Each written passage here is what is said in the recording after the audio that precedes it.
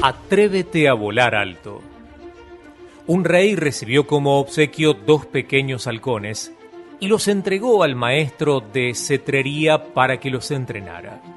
Pasados unos meses, el maestro le informó al rey que uno de los halcones estaba perfectamente, pero que al otro no sabía qué le sucedía. No se había movido de la rama en donde lo dejó desde el día en que llegó hasta su cuidado. El rey mandó a llamar a curanderos y sanadores para que vieran a aquel halcón, pero nadie pudo hacer volar a ese ave. Encargó entonces la misión a miembros de la corte, pero nada sucedió. Al día siguiente, por la ventana, aquel monarca pudo observar que el ave continuaba todavía inmóvil. Entonces decidió comunicar a su pueblo que ofrecería una gran recompensa a la persona que hiciera volar a aquel halcón. A la mañana siguiente, vio al halcón volando ágilmente por los jardines. El rey le dijo a su corte: «Tráiganme al autor de este milagro». Su corte rápidamente le presentó a un campesino. El rey entonces le preguntó: «¿Tú hiciste volar al halcón? ¿Cómo lo hiciste? ¿Eres mago acaso?». Intimidado, el campesino le dijo al rey: «Fue muy fácil, mi rey. Solo corté la rama y el halcón voló. Se dio cuenta que tenía alas y se largó a volar». ¿A qué estás agarrado que te impide volar? ¿De qué no te puedes soltar?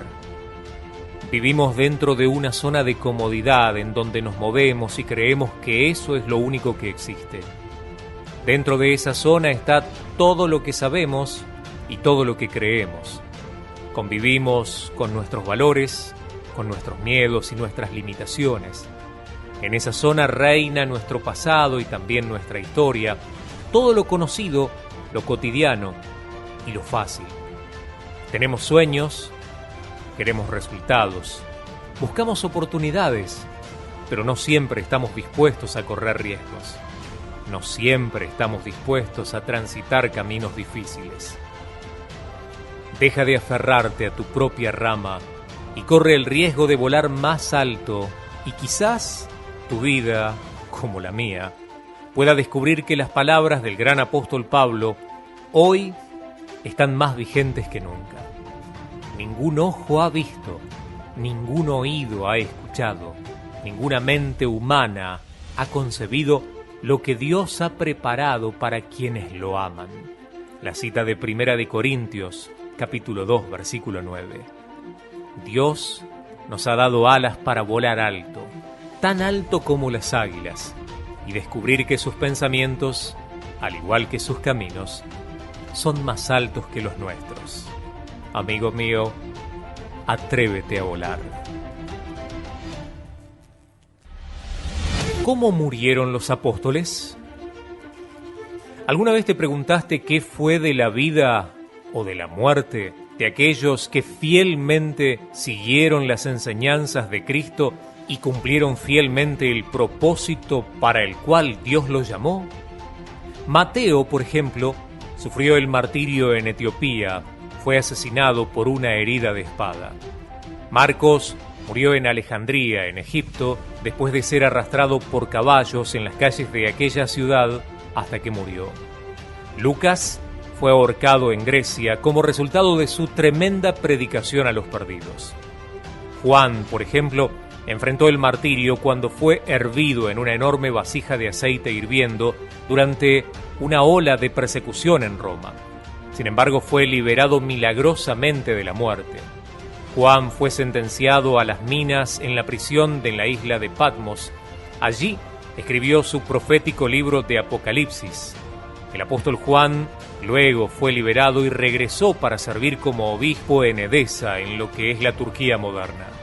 Murió ya como un anciano, el único apóstol en morir pacíficamente.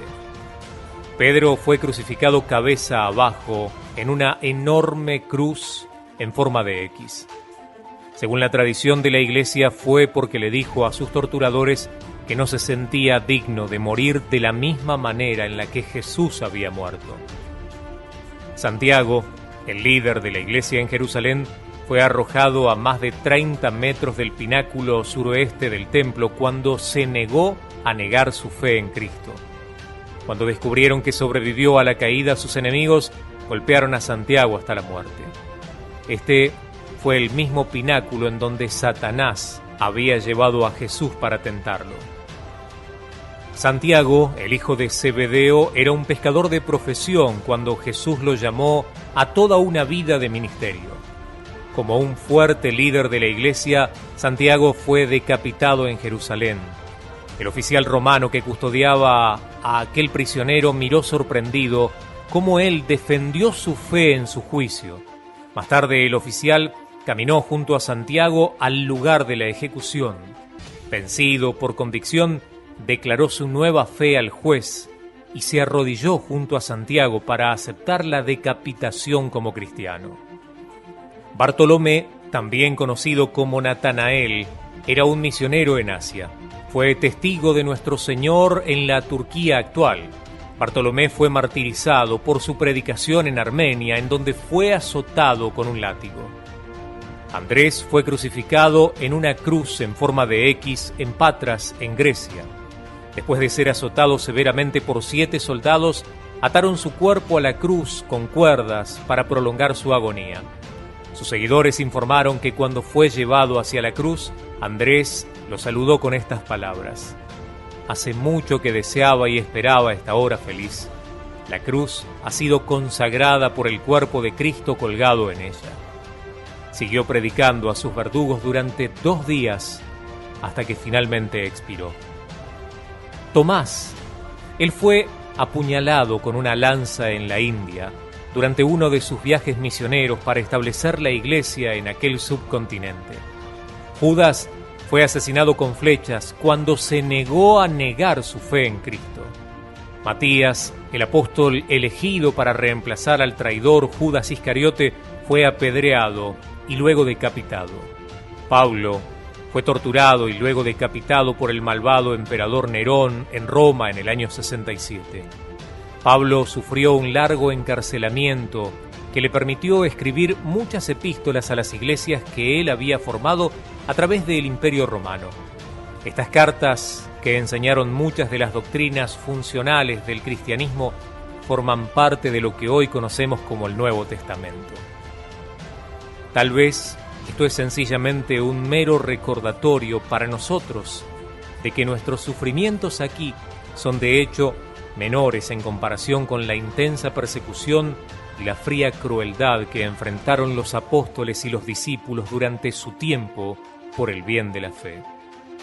Y seréis aborrecidos de todos por causa de mi nombre, pero el que persevere hasta el fin será salvo, dice la Biblia. Ignorando las etiquetas. Durante una broma, un estudiante pegó un papel en la espalda de su compañero de clases que decía «Soy estúpido», y le pidió al resto de la clase que no se lo dijera a ese chico, así que los estudiantes comenzaron a reírse una y otra vez a sus espaldas. Comenzó la clase de matemáticas durante la tarde y su profesor escribió una pregunta difícil en el pizarrón. Nadie pudo contestar, excepto el chico que tenía la pegatina en su espalda. En medio de las risitas inexplicables, el niño caminó hacia la pizarra y resolvió el problema. El profesor le pidió a la clase que lo aplaudiera y que le quitasen ese papel que tenía en la espalda. Luego le dijo: «Parece que no sabes acerca del papel que uno de tus compañeros de clase te ha pegado en la espalda, ¿no?». Miró a la clase y les dijo: «Les voy a decir 2 cosas. Primero, a lo largo de sus vidas, la gente les va a poner etiquetas con muchas palabras desagradables para tratar de detener su progreso. Si su compañero de clase hubiera sabido acerca de este papel que ustedes le pusieron, no habría levantado la mano para responder la pregunta. Todo lo que tienen que hacer en la vida es ignorar las etiquetas que la gente pone y aprovechar cada oportunidad que tienen para aprender, crecer y mejorarse a sí mismo. Segundo, está claro que no existe ningún amigo leal entre todos ustedes para hablarle acerca de la pegatina a este que es su compañero. No importa cuántos amigos tengan, es la lealtad que comparten con sus amigos lo que cuenta. Si no tienen amigos que puedan defenderlos a sus espaldas, que puedan cuidarlos, protegerlos y que realmente se preocupen por ustedes, entonces es mejor estar solo. Elijan sabiamente a sus amigos. La cama de los padres. La cama de los padres tiene un imán, tiene una magia, algún somnífero, un polvo misterioso de amor impregnado en las almohadas que hace que los niños se duerman inmediatamente y que la peor de las pesadillas o el más tembloroso terror nocturno huya lo más lejos posible. En la cama de los padres, que es el último refugio de los miedos, la paz es absoluta y total. Ahí llegan, llevados por padres agotados y perdedores, o por sus propios piecitos, todos sudados y asustados, pajaritos a volar de noche, a caminar por los pasillos de la casa, hasta que llegan al lugar de los lugares, un espacio con sábanas suaves y el olor de los progenitores. Caen como moscas y se duermen tranquilos. Los padres fingen que les importa y a la mañana siguiente dicen: «Fuiste para nuestra cama otra vez. ¿Cuándo es que aprenderás a superar los miedos y a dormir solo? Tienes que crecer de una vez por todas». Pero ni miran a los ojos a los hijos cuando dicen esas cosas, y lo hacen porque tienen miedo de que los descubran, que en ese breve regreso al nido, a la cuna inicial, los padres se llenan de amor y de ternura, y también ellos se escudan en medio de sus inquietudes. Un cuello caliente, una manito gordita en nuestro pelo, un pie de regreso a la costilla de la madre, la respiración tranquila en una funda de almohada compartida, el deseo secreto de que el nido quede siempre así y que la mañana tarde mucho en llegar. Que el polvo misterioso del amor de las almohadas preserve siempre esas excursiones nocturnas de mimos que no son más que un inteligente presagio de una nostalgia inmensa de los mejores días en nuestra vida.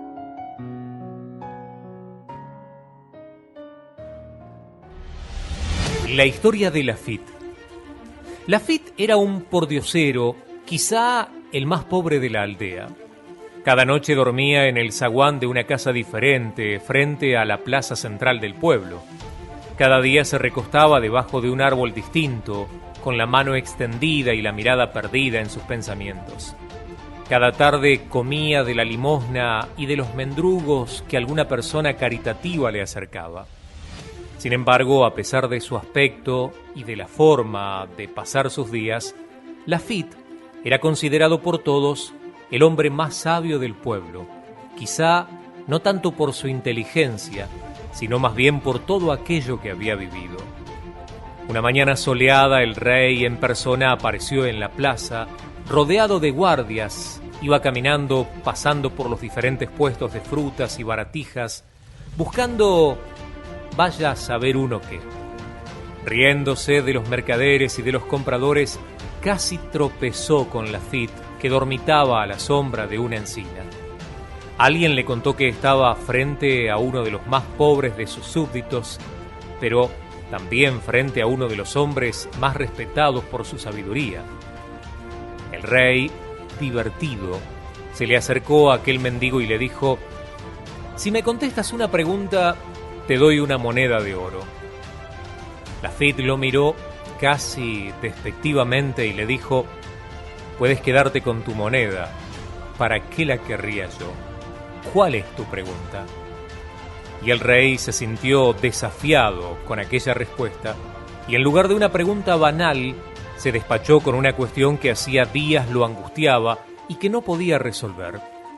Un problema de bienes y recursos que sus analistas no habían podido solucionar. La respuesta de Lafitte fue justa y creativa.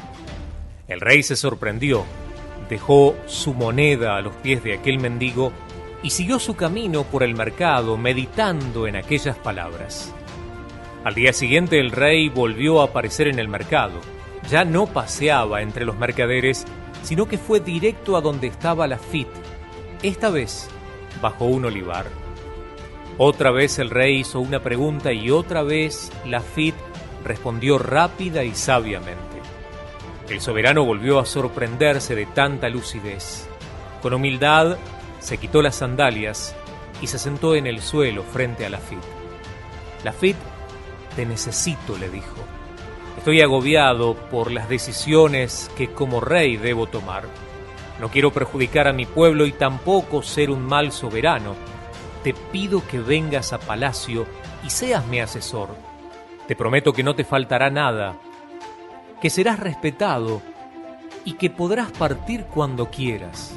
Por favor, te lo pido. Por compasión, por servicio o por sorpresa. El caso es que Lafit, después de pensar unos minutos, aceptó la propuesta del rey. Esa misma tarde llegó Lafit a palacio, en donde inmediatamente le fue asignado un lujoso cuarto a escasos 200 metros de la alcoba real. En la habitación había una tina de esencias con agua tibia que lo estaba esperando. Durante las siguientes semanas las consultas del rey se hicieron habituales.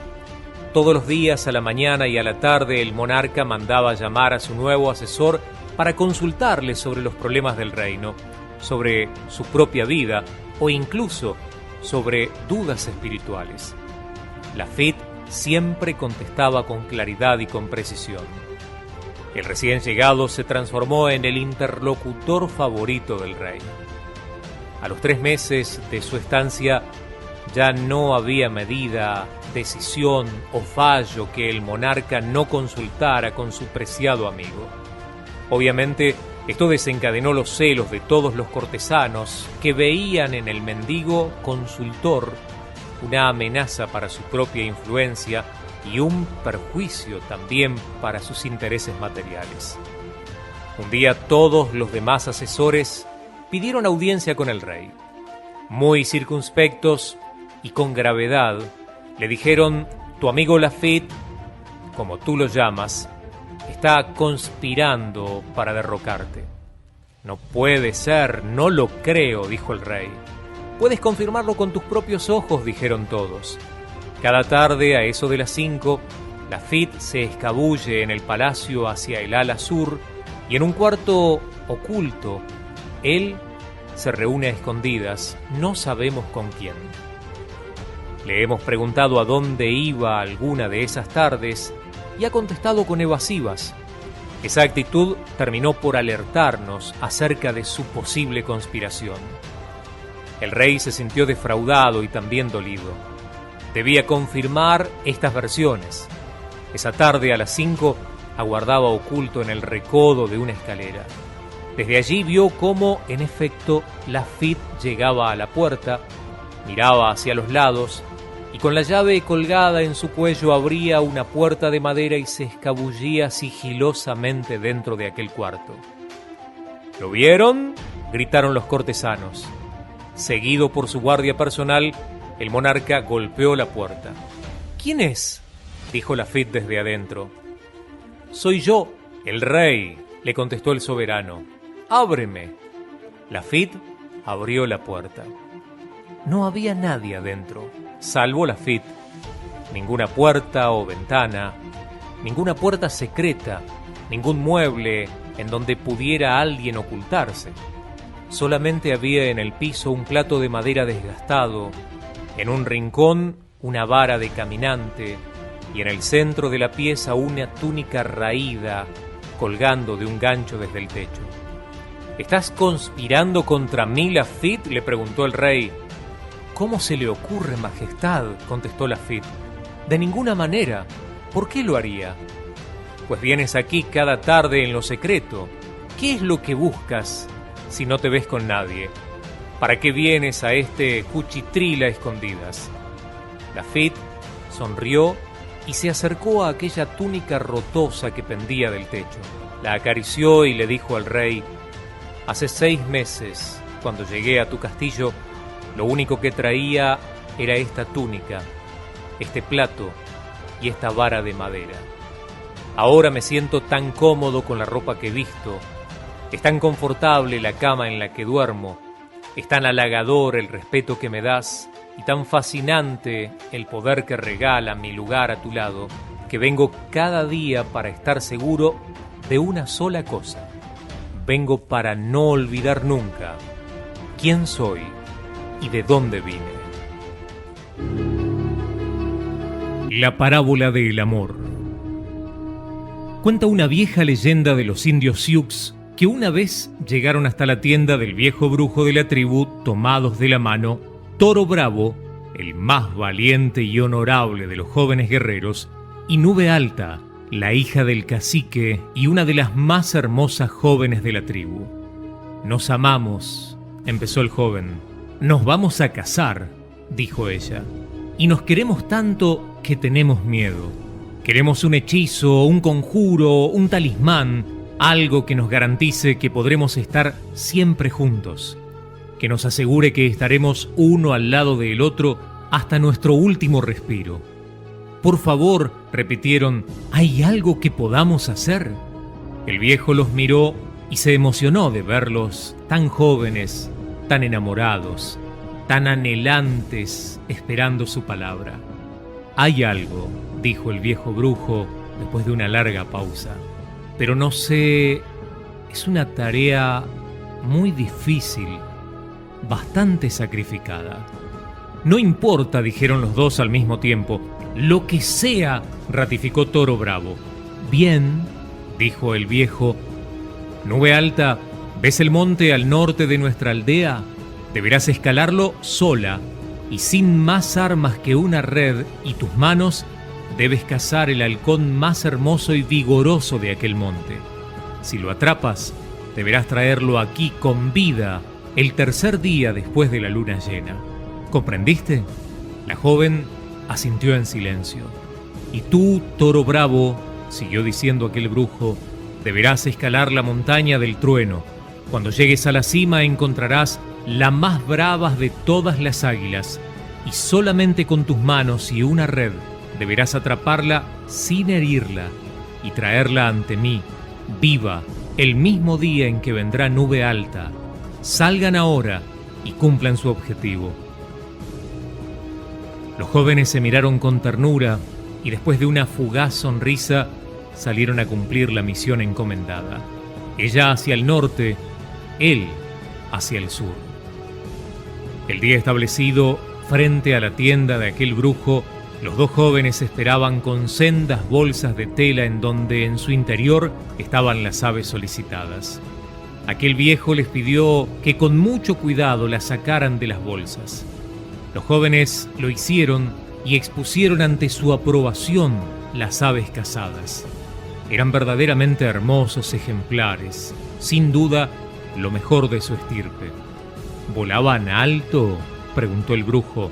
Sí, sin duda, como lo pediste. ¿Y ahora?, preguntó el joven, ¿las mataremos y beberemos con honor su sangre? No, dijo aquel viejo.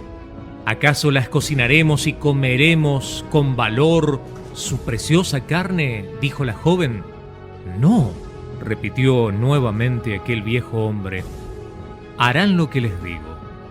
Tomen las aves y átenlas entre sí por las patas con estas tiras de cuero. Cuando las hayan anudado fuerte, suéltenlas y que vuelen libres. El guerrero y la joven hicieron lo que se les pedía y soltaron a los pájaros. El águila y el halcón intentaron levantar vuelo, pero no consiguieron hacerlo, revolcándose sencillamente por todo el piso. Unos minutos después, irritadas por la incapacidad de no volar, las aves arremetieron a picotazos entre sí hasta lastimarse. Este es el conjuro. Jamás olviden lo que han visto, dijo aquel viejo sabio.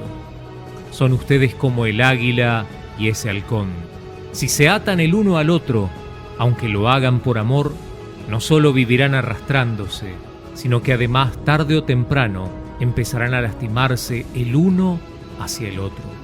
Si quieren que el amor entre ustedes perdure, entonces vuelen juntos, pero jamás atados.